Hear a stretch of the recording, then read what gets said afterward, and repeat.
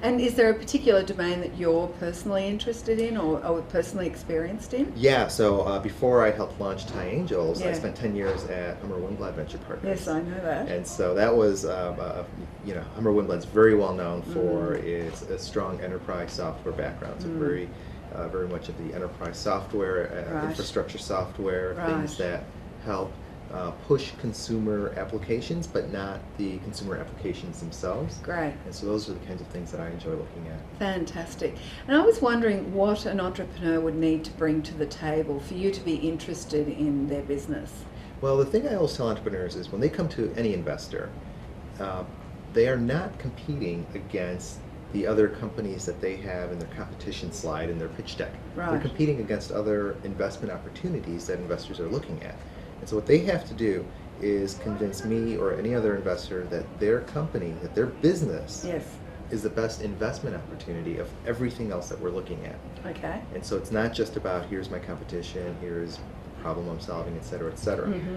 What I tell people to do is to answer two questions for me generally. Okay. The first is, in your business, tell me why a customer that you're chasing is compelled to make a purchase decision. In other words, Great question. well, in other words, what I'm asking is not just, why are they buying, but why do they want to change what they're doing today so that they're even thinking about buying something? It doesn't have to be their business or their product necessarily. Yes. Right? Yes. And if they can answer that question, then of course, the follow-up question to that is, well, why would they buy from you? Now, most entrepreneurs have a good answer for number two. Why would they buy from me? Well, we've got better technology, we're more scalable, we're a better team, all those things. Great. And that's fine. Great. But they have a very tough time with number one because they'll go in and start explaining things like, well, we have this ROI, or we're going to save them money, or something along this line. Okay. And the reality is that for enterprises, when you're selling to an enterprise, it's not just that you have to have ROI, but you have to have ROI that matters. Yes. Yeah.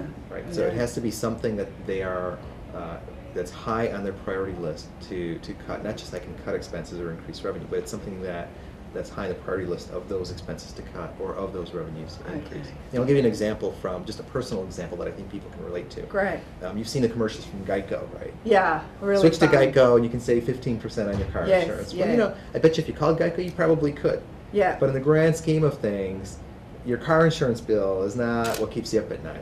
Right. Right? You've got maybe a mortgage, maybe your mortgage is underwater, you've got, child care expenses, the kids are Yes. going to school, there's expenses associated to that. Yes. So there are much bigger expenses that you're more worried about actually saving against than a 50% auto insurance thing. Right. And so it's the same thing with startups selling to enterprises, right? It's not that, hey, I can go in and help you save this much money, Right. but is that ROI that you're describing an ROI that matters? Yes. And yes. it's a It's very good nuanced qualification. question. Yeah, Yeah, really good qualification.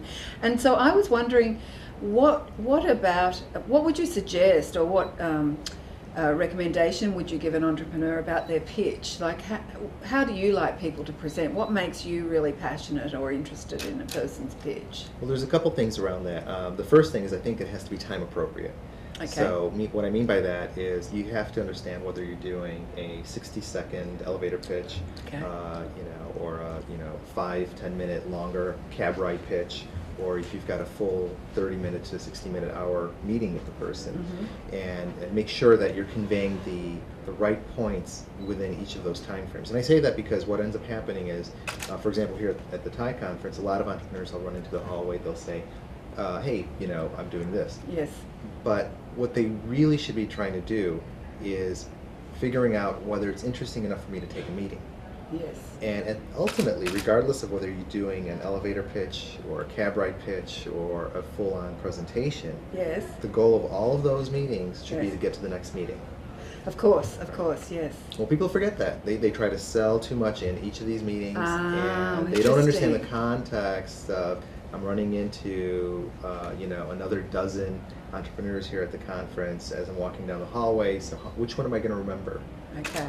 And it gets back to what I was saying earlier, which is they're competing not against other players in their space, Yes. but other opportunities that may be coming to me. Right, okay. So So I guess what I'm hearing then is that they need to really get to the point quite quickly, but also leave a space for you to get interested. That's right. To want to know more. Right. Great. And Okay. and their goal ultimately should be that they should either get hopefully enough interest, as you pointed out, to get to the next meeting, Yeah. or they should get a quick no. And they shouldn't look at the Yes. quick no as a bad thing, because it Yes. just saved everybody a lot of time. Yeah, really. Right? So, if someone came to me and said, I've got this great new consumer application, Yes. that's super viral, whatever, Yes. that's a quick no for me. That's not Yes. my space. Yes. I'm not an expert investor in, Yes. in consumer applications, Uh-huh. etc. Uh-huh. But a lot of times, even then, people will continue to talk about what a great application it is and how it's going to be super viral in the next Facebook, and it's just it's a mismatch. Yes. So they should just move That on. is really good advice, and I really appreciate it, and I'm sure our viewers will too. Thank you so much, Prashant. Well, thank you. Thank you for having me. Okay.